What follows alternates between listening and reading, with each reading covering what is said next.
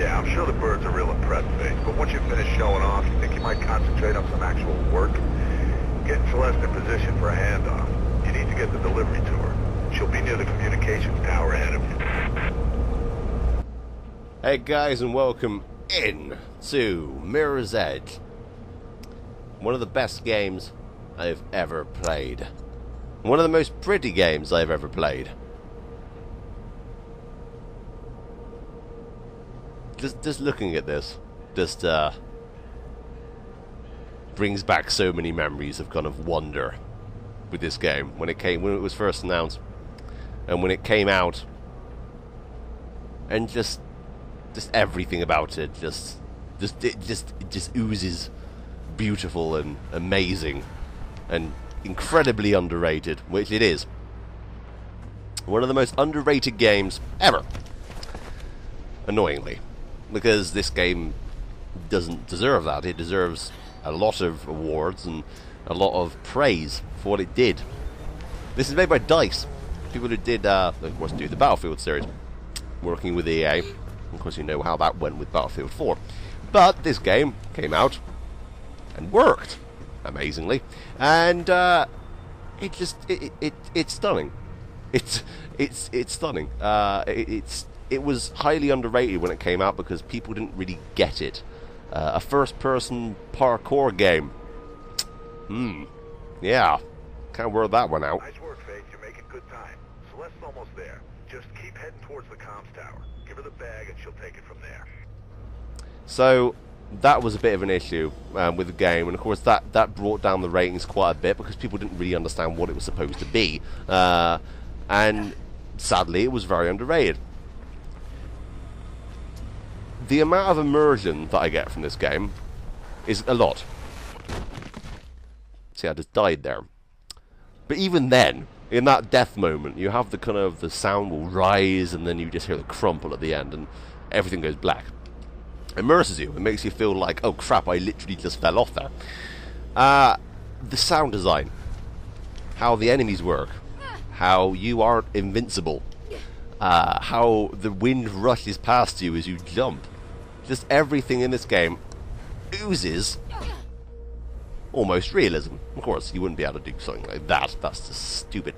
But it builds up and makes you feel like you're part of the world. And not a lot of games do that for me, but this one really, really does.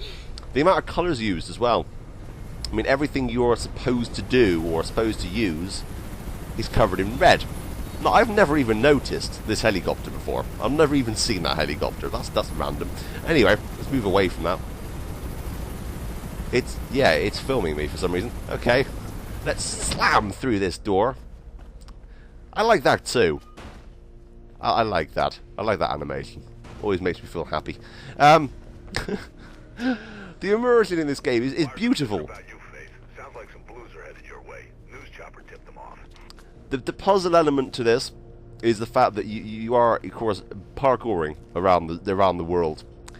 But you have to work out how to get to places. So you can't just run through a door, run through a hallway, and that's it, you're there at your target. Go through this corridor and kill these people, and, you know, like normal games. This game you have to think about your surroundings and you work out what you can possibly use to help you get to that place, that destination. Is there multiple ways to do it? Not really, but it makes you think there is, and it makes you feel like you're doing something, and you have to really think in some parts. It's not that simple. And this is one of my favorite bits. It kind of shows you the kind of urgency to the game, because throughout the whole game you're kind of thrown into it and you're being chased. You're being chased down by a corrupt government. You're in a dystopian city.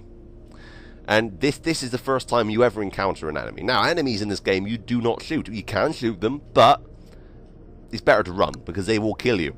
Especially in a group of more than one. Like real life. You're not freaking Arnold Schwarzenegger here, you know? So, I'm going to jump down here. And, yeah. Now I need to run. So, the amount of urgency, you can see them chasing me. I mean, they're gonna kill me if they shoot me, because they're a good shot. And then slam through here, work out where I'm gonna go, slam through there. Now the first time you do that, you don't know where to go. You're boned. The game doesn't tell you. There is a button you can press which kind of points you in the right direction, but I personally don't use it because I like to learn and work out the places for myself. So, let's jump over here. The amount of flow to the game is quite impressive. I mean, everything is connected. So, you have your jump button, which is on the LB button. Weird placement, I know. You don't really use the face buttons apart from slow-mo. But, as you saw there, I mean, I did a roll. Now, you can't really do that roll very easy. I'll kind of cock this up here. When you fly into the air really high, you obviously will be slamming into the ground quite hard.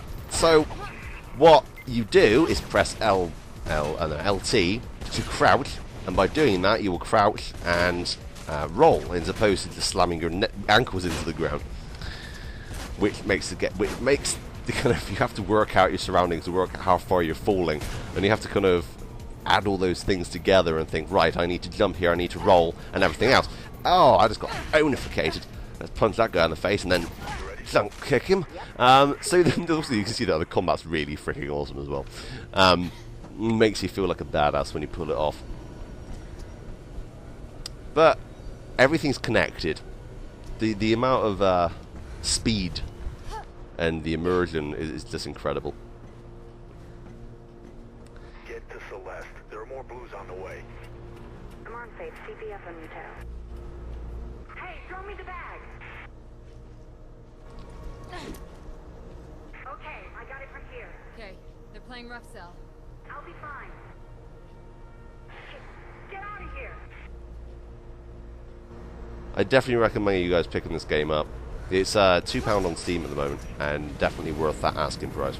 It runs on pretty much any system now, any recent system anyway, and runs at full 60 frames. Just look how amazing that looks. So yeah, this has been Mirror's Edge, one of my favourite games ever. And if you don't think you'll like the game, try it out. £2 is the price of a Happy Meal or a burger with fries. It's nothing. And you can experience this awesome game. There's even kind of like trial modes and races and everything else, trying to do the speed runs and everything else. I definitely recommend this game to you guys. This has been Mirror's Edge. If you want to see more, comment down below. If you want to tell me what you guys think. But this has been my kind of reasons why I love this game, and reasons why it's one of my favourite games of all time, and because it's a brilliant game. Thanks for watching, but until next time, that's me, out.